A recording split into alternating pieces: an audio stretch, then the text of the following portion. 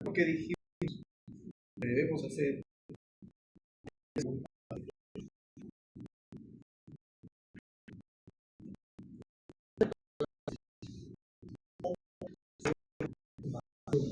¿No?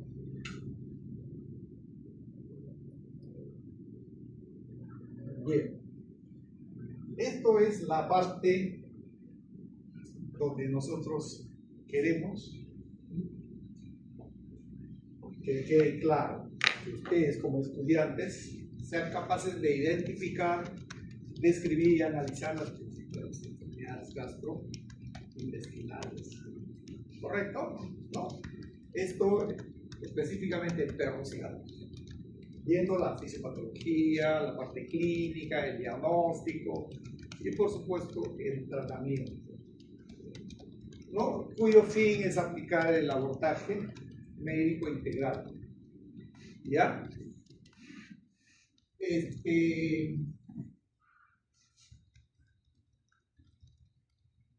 Siempre enfatizando que la gastroenterología pues es todo una especialidad. Nosotros en pocas horas no la vamos a tocar toda. Entonces, los puntos básicos, elementales, porque se presentan con mayor frecuencia, los vamos a tomar y vamos a pensar por qué. Lo que quisiera es que se trabaje en base a eso.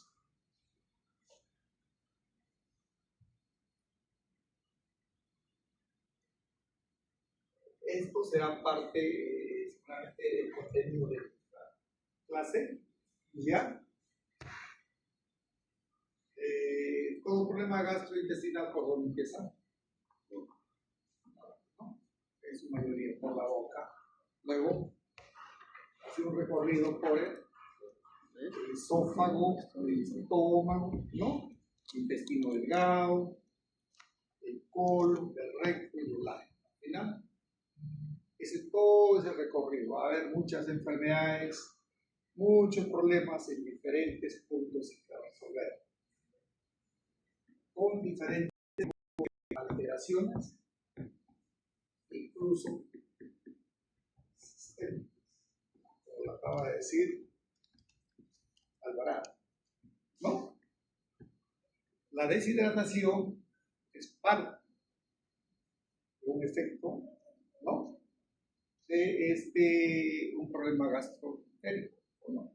Si lo vemos desde ahí, ¿no? Porque la deshidratación se puede dar por muchos factores, pero si nos centramos en el problema gastrointestinal, va a salir de ahí.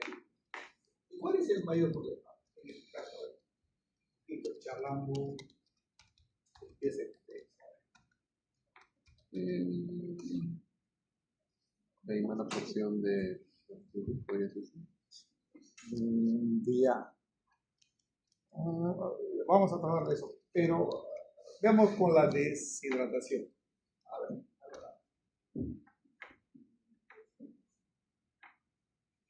Referente a gastroenterología, ¿por qué se produce una deshidratación con un perro con un problema gastrointestinal? No se absorbe a nivel intestinal el líquido y son eliminados a través de las diarreas.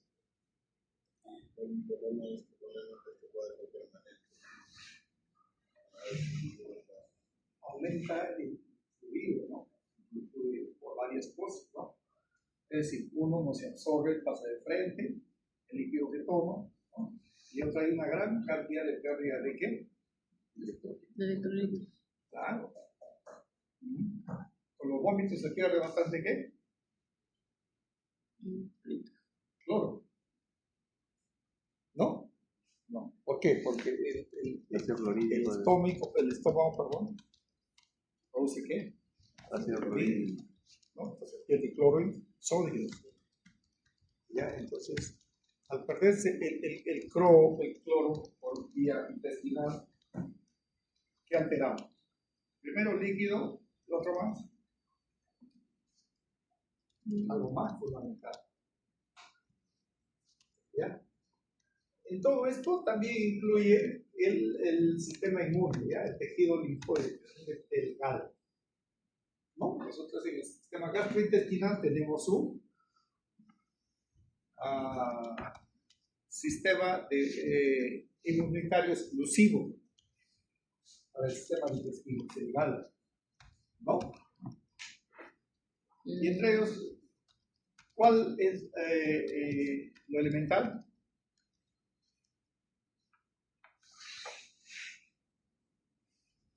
Las placas de Peyer, ¿no? Las clases, sí, No, se encargan de la absorción. claro. El grupo de Nani.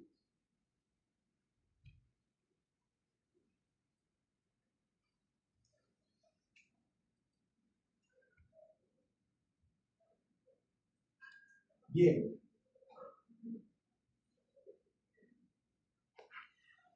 ¿En qué había quedado pendiente la pregunta? Era en la observación, ¿no? Porque nosotros, cuando entra un paciente, imagínense todos, ya son médicos veterinarios y les llega un paciente.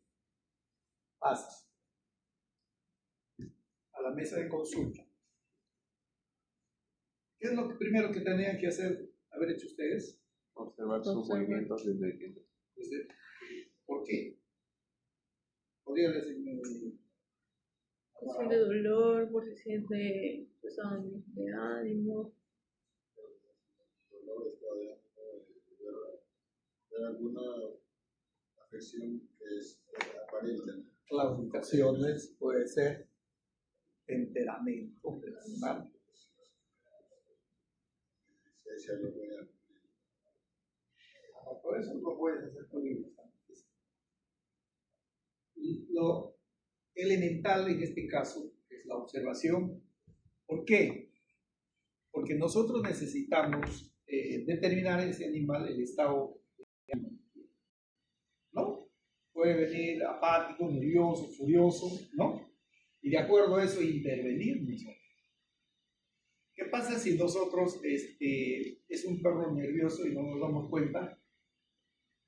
Y bueno, pues ya súbelo a la mesa de consulta y la intervenimos. Aparte de esa parte también, pero va a cambiar el comportamiento del animal.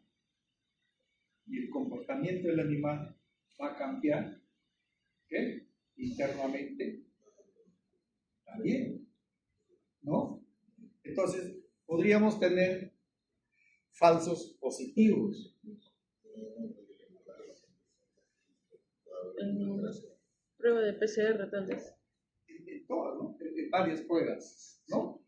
Y si ese animal no está tranquilo en la mesa de consulta, probablemente si nosotros necesitemos otros exámenes, también va a seguir igual. Si lo pasamos, no sé, a tomar a laboratorio, una muestra de sangre, o lo pasamos a ecografía, o lo pasamos a rayos X, en fin. Entonces, ese animal va a ingresar ya alterado, a diferencia que ustedes, cuando el animal ingresa, ustedes notan que pues, es un animal nervioso y empiezan ustedes a hacer un tratamiento especial. Es un animal nervioso, no va a hacer movimientos bruscos. Por ejemplo, un gato, cuando llega a consulta. Exacto, igualmente un gato, ¿no? Si ustedes lo ponen pues con el transportador y empieza el gato a... ¿no? Entonces, eso es fundamental para que no cambie pues su fisiología normal que tenga la animal. ¿Ya? Entonces, veamos lo que es la arquitectura gastrointestinal.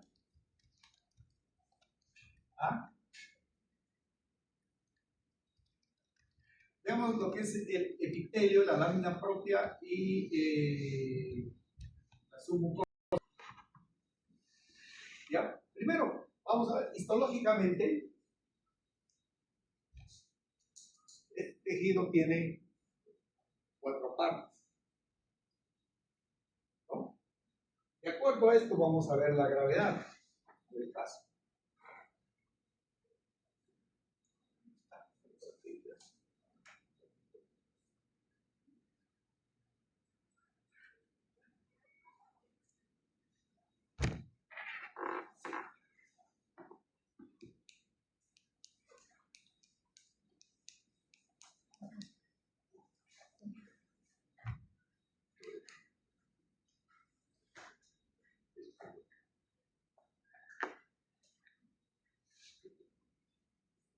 vamos a ver 4 estratos.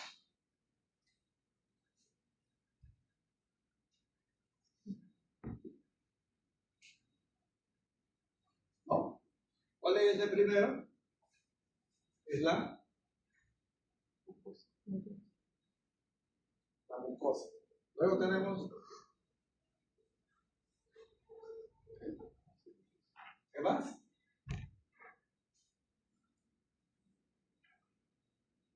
Y por último la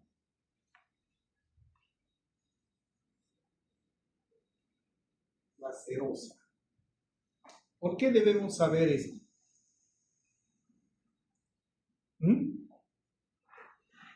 Esto es el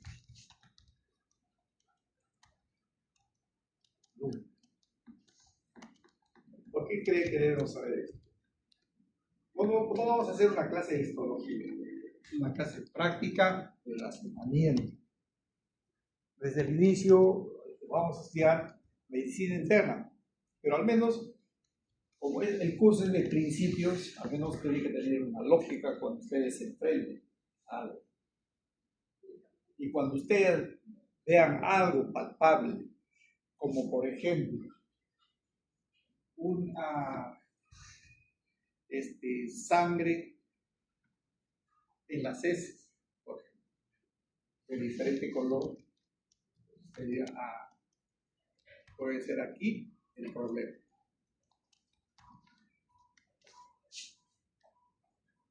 ¿Ya? Este es el lumen. ¿Y esto qué parte es? Imaginación. Estamos en tubo digestivo.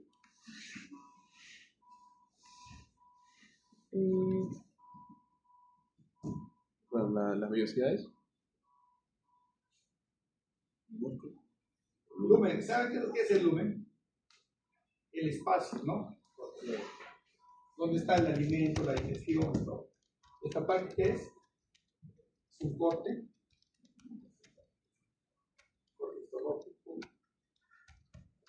Puede ser el estómago, ¿sí?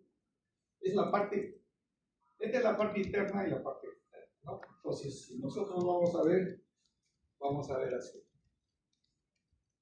Un grado de lesión. Así, a ver. Esto, si vemos que este es el estómago o es el intestino, ¿esto qué será?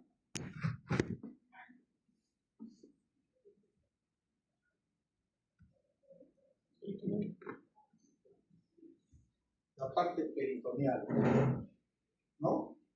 Ya. Entonces, mi pregunta es, en una perforación intestinal, ¿cómo se verá afectado esto? Bueno, hay un desgaste, ¿no? De las mucosas, de la mucosa depende de la patología que pasa con el cuerpo. ¿No?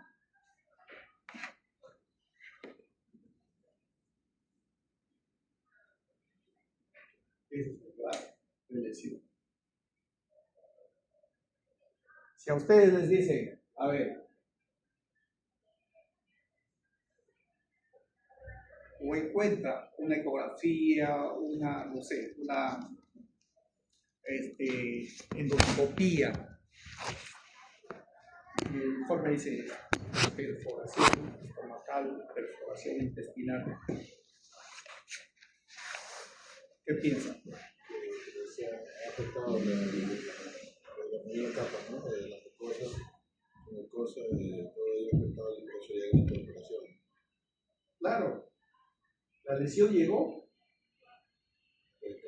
aquí, el peritoneo, ¿no?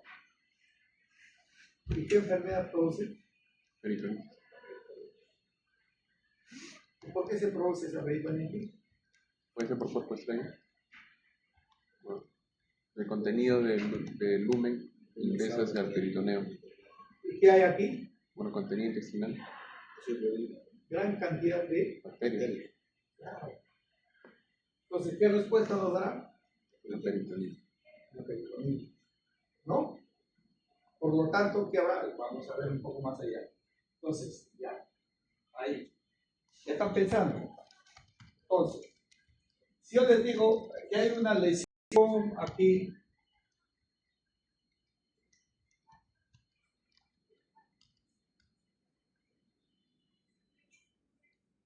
No ¿cuál, está. cuál será la sintomatología?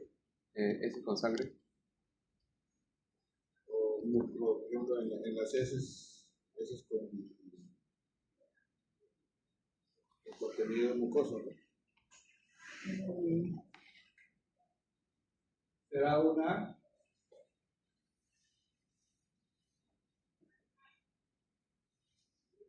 enteritis, ¿no? Una afección de la mucosa, ¿no? ¿Y ya? Entonces, en una enteritis, usted sabe que esto pues, perdón,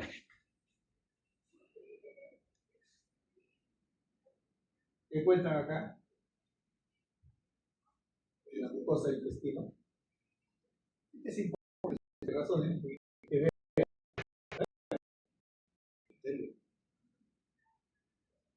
Todo esto lo que acaba de decir Sañanes son las vellosidades intestinales, ¿no? Dentro de la mucosa también se encuentra ¿qué? Las glándulas de Brunner, ¿no? Cuya función ¿qué es? Secretar moco. Entonces, si ustedes ven una diarrea con moco, pensarán que está en la primera capa. ¿Y por qué es importante esto? Porque Porque, por ejemplo, hay parásitos que solo afectan a esa parte, como la yardia, que uno de los síntomas es que se vean diarreas mucosas, o heces con bastante moco, ¿no? Puede ser. exactamente, hay ciertos parásitos, no solo parásitos, sino también bacterias, que van a alterar todo lo que es esto, lo que estamos viendo acá, es esto. ¿Qué función cumplen las vellosidades intestinales? Absorción. Absorción, ¿no? Fundamental, ¿no? Llega, ¿qué absorbe? Contenido intestinal. Bueno, Dependiendo del nivel donde se observa la cosa, ¿no? Y bueno, Si es colónica, no veía eso. ¿qué se absorbe? Nada, solamente líquido. Que el líquido es nada. Bueno, líquido nomás. Claro, es fundamental. Pues. Entonces, si hablamos de mucosa intestinal o sea, intestino delgado, tiene tres segmentos. Ya, fundamentalmente la primera se produce de digestión, luego el que sigue, absorción, ¿no? De nutrientes, pero no líquido. ¿No? ¿El líquido dónde se absorbe? En el Colon. ¿no? Y se inicia la formación de heces. Ahí están los sacos, ¿no? Para luego llevarlo a dónde? A un almacén. Es el recto, ¿no? Y luego la eliminación.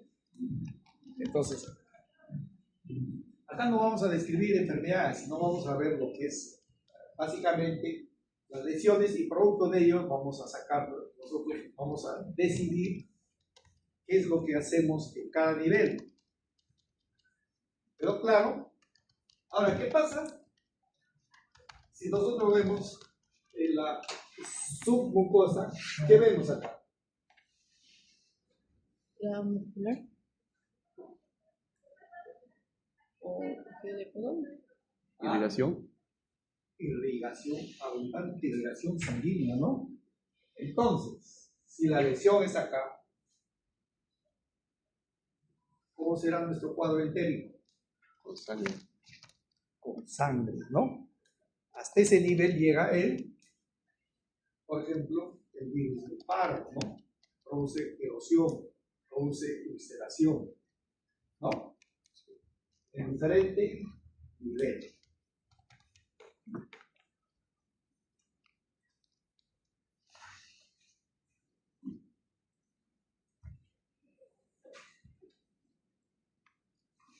¿Alguna pregunta, hasta alguna inquietud hasta ahí?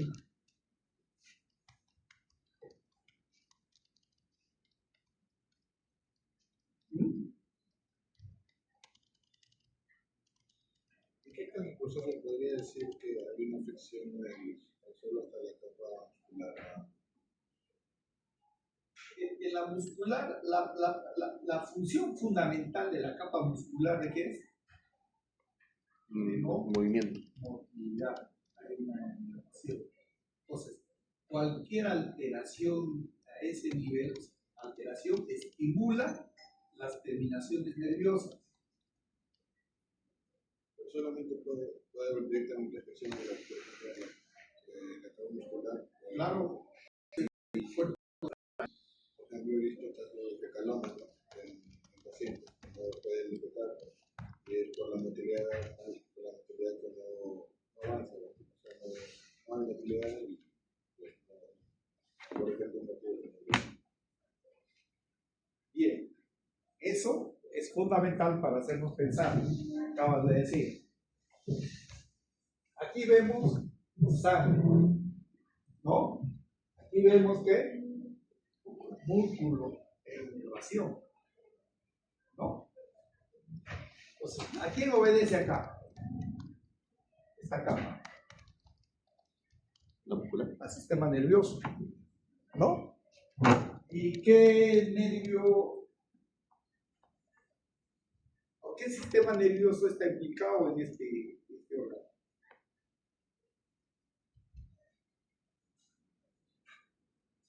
¿Qué dice Ramírez? ¿Ah? Sistema nervioso simpático. ¿Qué dice? ¿Simpático o el parasimpático? Parasimpático. ¿No? Ya. ¿Qué nervio fundamental está ahí? ¿Qué? El nervio vago, ¿no? Ya. ¿Y cuál es el se me fue de la boca?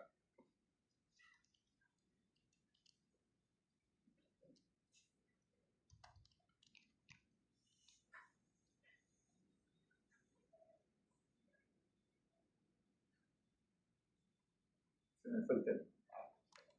A ver, si ustedes me pueden ayudar.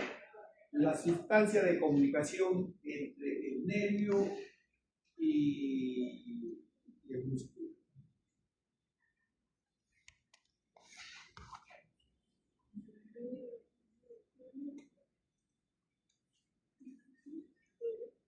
Las terminaciones nerviosas.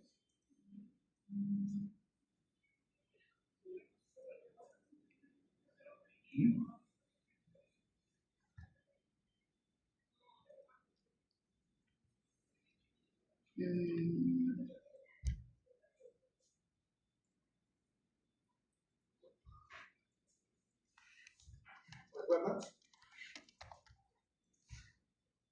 Innervación. Ahora se me fue el nombrecito del Linfanoide. neurotransmisor. ¿Cuál es el neurotransmisor? Los receptores. No. GABA, no. Muscarínico. ¿Ah? Acetilcolina. Ya. La acetilcolina, ¿qué es? Parasimpático mimético. ¿Y el parasimpático lítico cuál es?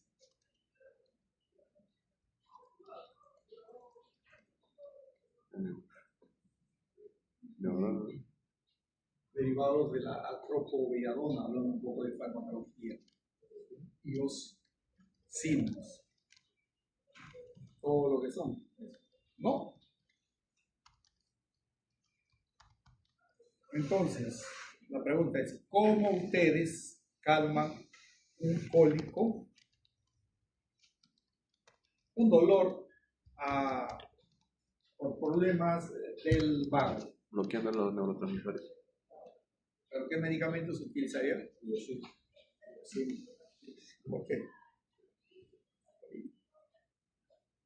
Ahora, cuando hablamos de diferentes dolores, hay que diferenciar ahí. Una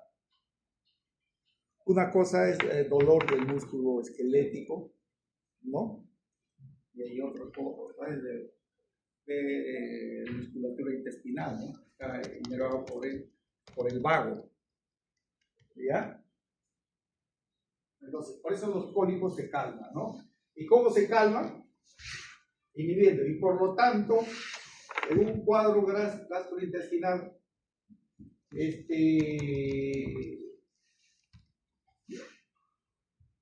dependiendo del tipo del cuadro gastrointestinal, ¿será bueno o será malo aplicar iosina?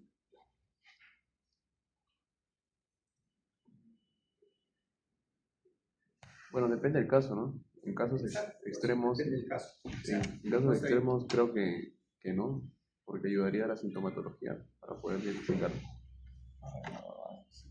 De repente no me he explicado bien. En un cuadro gastrointestinal, ustedes saben todo lo que produce. Ah, entonces sí estaría bien. Ya. Tiene vómitos, diarrea, dolor y todo. ¿En qué casos se aplicarían a estos medicamentos y en qué casos no? ¿Y por qué? En el caso de Vómitos en la Por ejemplo, rinitis. gastroenteritis. si hay diarrea, se puso poner la iosina, pues trataría más diarrea. Al contrario, No te ustedes bloqueando, ¿no? En el caso de, por ejemplo, deshidratación máxima, bueno, un grado de deshidratación severa por diarrea se podría colocar para evitar de que sigan las diarreas y podamos controlarlas. Teóricamente podría ser, pero la salida del líquido no se produce por aumento del peristaltismo. La salida del líquido se produce por una alteración a nivel de microvelocidades por presión. En el caso del... Ya, yo les digo algo así rápido para avanzar, para no entrar pagos.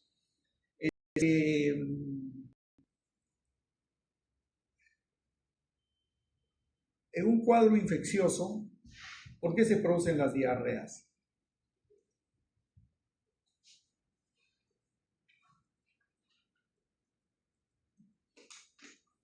por la alta motilidad.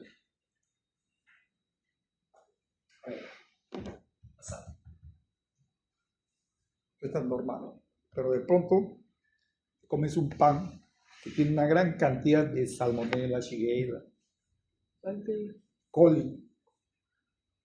¿Qué pasa? Sabes que te va a dar una diarrea, pero ¿por qué te va a dar la diarrea? Eso es lo que yo quiero saber. Porque Por un daño que hizo, ¿no? entran las bacterias, esas bacterias provocan, creo que provocan la motilidad la alteraban, creo. ¿Pero qué? ¿Una bacteria, bacteria? ¿Qué pasa? Una cepa. Una cepa, ya bueno, pero ¿qué es lo que pasa? O sea, lo que yo quiero que ustedes piensen, ¿qué es lo que pasa en el intestino? No, las Se molorías. produce una replicación. Por eso, ¿no? O sea, la bacteria ingresa y se replica en tal forma que produce daños, todo lo que estás diciendo, ¿no? Daña la mucosa intestinal, todo, pero se replica. ¿no? Sí.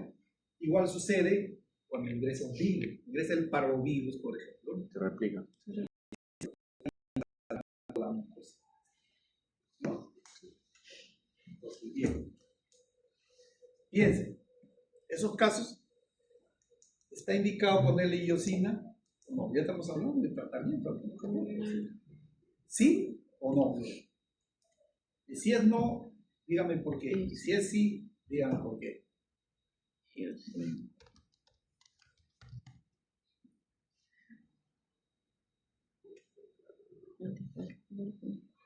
Podría ser que sí, para parar uno de las diarreas y evitar que el animal se deshidrate y colocar, por ejemplo, otros otros medicamentos como puede ser la sulfaquiloxalona, algo así, para parar Penicilina. Ya, la replicación bacteriana y evitar que el animal se deshidrate. ya. ¿Qué dice?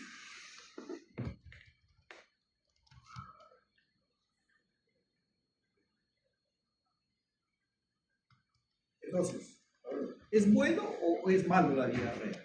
No sé qué es lo que se conoce, es una replicación, pues, la replicación y el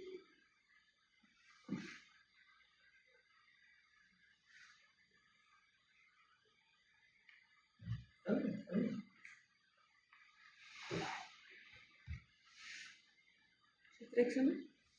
¿Cómo? Ceftriaxona. Con No, ranitidina. o sea, no me están entendiendo, se están yendo por todas. A ver, ustedes tienen una replicación bacteriana. Yo les decía, es bueno ponerle una iosina. La iosina disminuye el peristaltismo. ¿Es bueno o es malo la diarrea? Es malo porque llega a deshidratarse el perro. En ciertos casos sí, en ciertos casos no. No es. Depende. sería bueno, le ayuda a eliminar la cantidad de Claro, bueno, es bueno. O sea, si no hubiese diarrea, esos microorganismos se siguen produciendo, Se siguen replicando. y se vuelve sistémico. ¿No? Atraviesan la pared y se vuelve sistémico. Pero si no está focalizado a nivel tubo digestivo. Entonces, la pregunta iba ahí. Si yo tengo un cuadro de parvovirus, ¿es bueno ponerle antidiarreicos? No. No, pues. ¿Por qué? Porque vas a encapsular Esas bacterias. esa cantidad de virus. Entonces, al contrario, lo que nosotros queremos que en el caso del parvovirus elimine todo eso, por favor, que tengamos menor carga viral en el organismo. ¿Va a entender? Pero, profe, ¿y qué se hace? Lógico que tiene que ir paralelo a un tratamiento de hidratación y de medicación, ¿no? Y de analgésicos y todas esas cosas. O sea, tratamiento sintomático. Por eso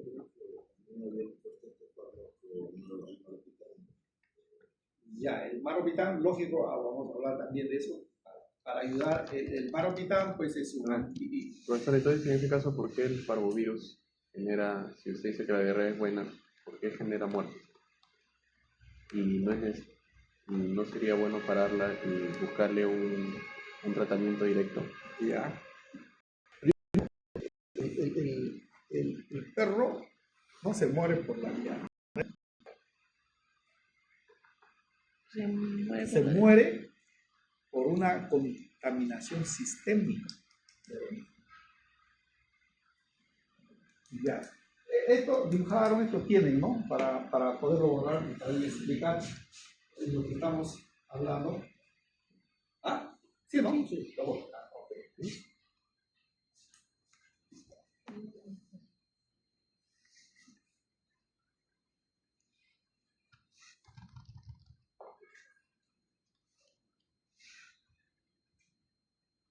Nosotros tenemos el tubo digestivo, ¿no? Oh, perdón. Claro, esta. Curvatura menor, y así.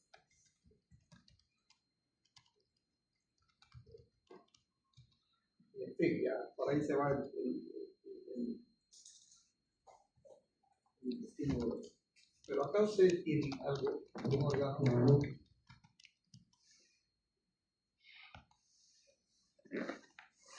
cercano. ¿Qué órgano es? Estómago, esófago, intestino delgado. Ciego, no dices. Bien. ¿Qué órgano es? ¿Páncreas? ¿No? Entonces, y el páncreas tiene una conexión directa ¿con quién? Con el intestino delgado, duodeno. ¿No? ¿A través de qué esfínter es? Conducto colédoco. Ah, una papilla mayor y otra papilla menor. ¿No? Entonces, si todo esto hay contaminación del parvovirus, todo esto hay una reputación. el animal no muere por la diarrea, el animal muere por un problema de páncreas. Se han hecho estudios que los animales de parvovirus, en su mayor parte, mueren por eso. Pero no solo por eso, sino que también atravesan la pared intestinal, muscular, llegan a toda la parte de la mucosa, ya, el virus, y empieza a hacerse sistémico. Cuando una enfermedad es focalizada,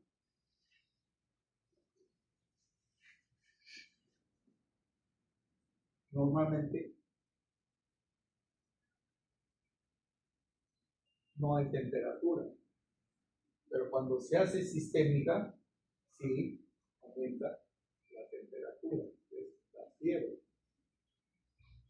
¿No? En un caso de parvovirus, ¿hay fiebre o no hay fiebre? Sí. ¿Ah? Sí, Creo sí. que sí. Fiebre. Entonces, si hay fiebre, ¿qué despierta?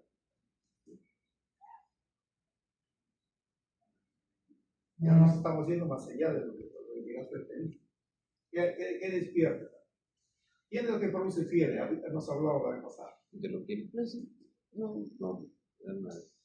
el TNF. Las células presentadoras de antígeno. ¿Por qué? Las células presentadoras de antígeno, ¿qué han detectado? Células presentadoras de antígeno, ¿qué han detectado? Al virus, ¿no? Entonces, ¿qué pasa acá? Ellos producen, ¿qué? Citocinas. ¿Cuáles son esas citocinas? Factor de necrosis tumoral alfa, la interleucina 6, fundamentalmente. Son las que producen la fiebre. Pero ¿qué pasa cuando las citocinas se aumentan demasiado? Es decir, hay una gran cantidad de virus y habíamos hablado que la es la comunicación que tienen las células inmunológicas. A través de se comunican, ¿no? No sé, iban a madurar. No se iban a madurar muy bien las células. Aparte de ello, o sea, sí, lo que tú dices es razón, es el caso de los neutrófilos.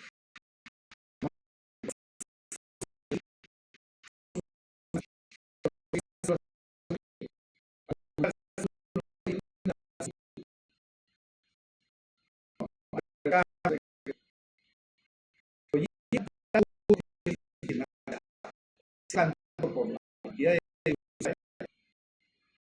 que no es beneficio para al contrario.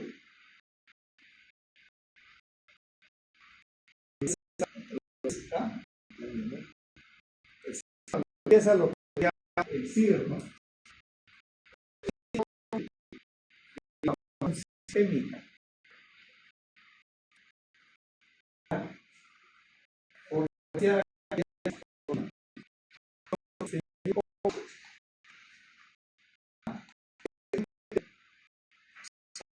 esta cantidad de agua se elimina.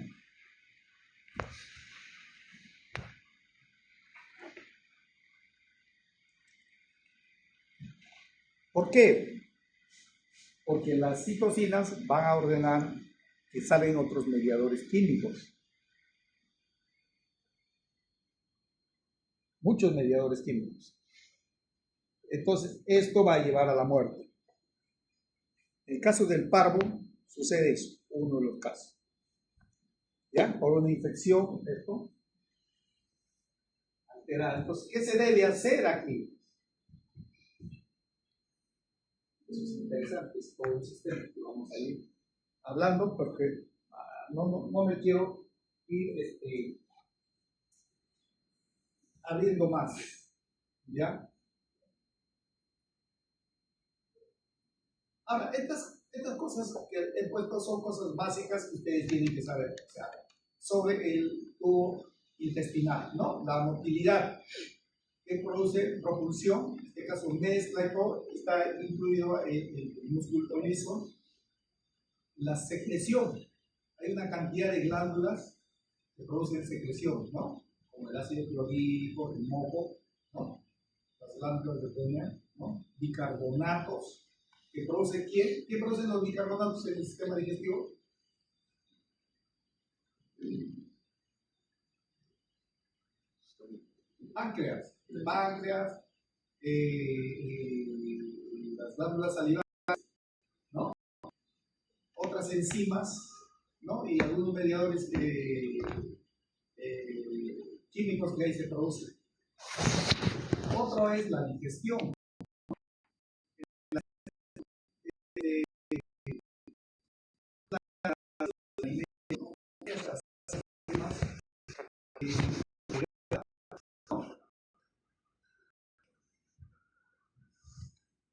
Por ejemplo, las proteínas, ¿qué necesitan para degradarse?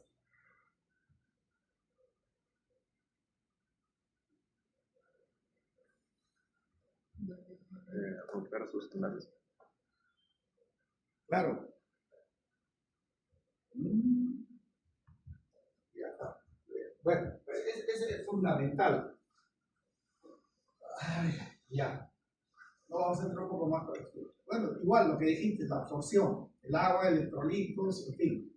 También hay una barrera de protección, que es el moco, ¿no? El epitelio, y las uniones estrechas, los high junctions, creo que no. No está bien en inglés, pero en la traducción son uniones estrechas. ¿Ya? La microbiota es fundamental también, ¿no? ¿Ya? Habíamos hablado que la microbiota tenemos diferentes y la inmunidad especial, ¿no? El GAL que dijimos.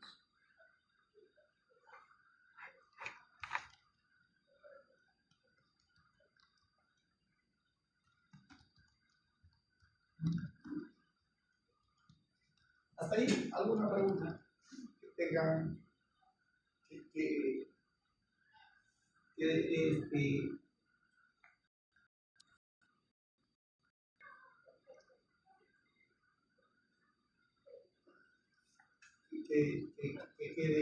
que no quede en el aire?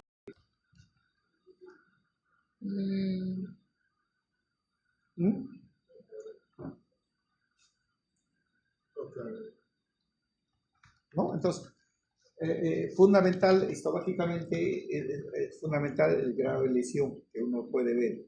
De acuerdo a ese grado de lesión, nosotros vamos a ir hablando más adelante a qué nivel está, a gran glucosa, ¿no? Submucosa, muscular o serosa. En el caso de la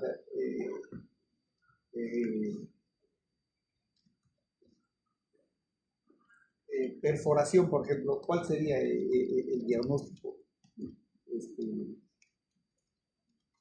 para determinar, aparte de una endoscopía o una ecografía?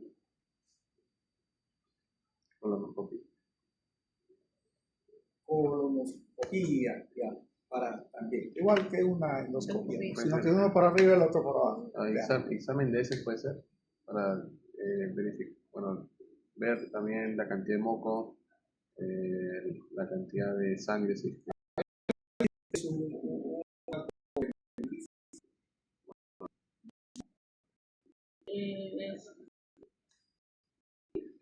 Datos. Mucosas amarillentas. Ya. Sintomatológico. Sintomatológico. Primero es hay un dolor abdominal. ¿Y por qué haber ahí el dolor? El páncreas.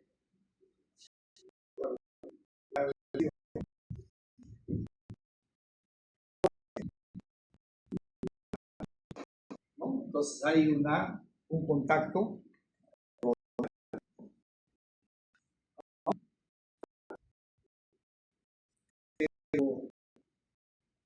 Nosotros en el intestino hay una ¿no? Si ricos es gracias a la microflora intestinal que mantienen las bacterias. Todos los